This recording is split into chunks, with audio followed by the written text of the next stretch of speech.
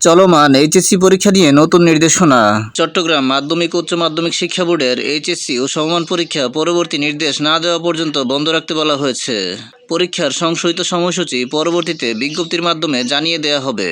তবে অন্যান্য শিক্ষা বোর্ডের পরীক্ষা যথারীতি অনুষ্ঠিত হবে।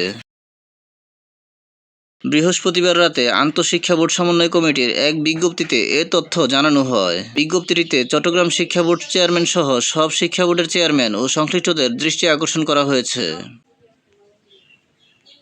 এতে বলা হয়, সাম্প্রতিক বন্যা পরবর্তী পরিস্থিতিতে ক্ষতিগ্রস্ত এলাকাগুলোর সার্বিক অবস্থা, পরীক্ষার্থীদের মানসিক ও শারীরিক অবস্থা, অংশীজনদের সঙ্গে আলোচনা এবং বন্যায় ক্ষতিগ্রস্ত রাস্তাঘাটের কারণে পরীক্ষা কেন্দ্রে পরীক্ষার্থীদের আসা যাওয়া অসুবিধার বিষয়টি সহ সার্বিক বিবেচনায় HSC Alim, HSC BMT, HSC vocational ও ডিপ্লোমা ইন কমার্স পরীক্ষা 2026-এর মাধ্যমিক উচ্চ মাধ্যমিক শিক্ষা বোর্ড, চট্টগ্রাম এবং চট্টগ্রাম শিক্ষা বোর্ডের আওতাধীন বাংলাদেশ মাদ্রাসা শিক্ষা বোর্ড ও বাংলাদেশ কারিগরি শিক্ষা বোর্ডের অবশিষ্ট বিষয়গুলোর পরীক্ষা পরবর্তী নির্দেশ না দেওয়া পর্যন্ত বন্ধ থাকবে।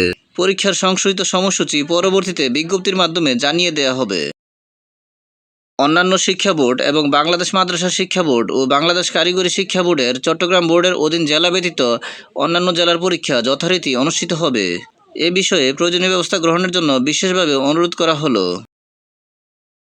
এর আগে 11 জুলাই বিকেলে চলমান বন্যা পরিস্থিতির কারণে 16 জুলাই পর্যন্ত চট্টগ্রাম শিক্ষা বোর্ডের অধীনে সব জেলায় এইচএসসি ও সমমানের পরীক্ষা স্থগিত করা হয়।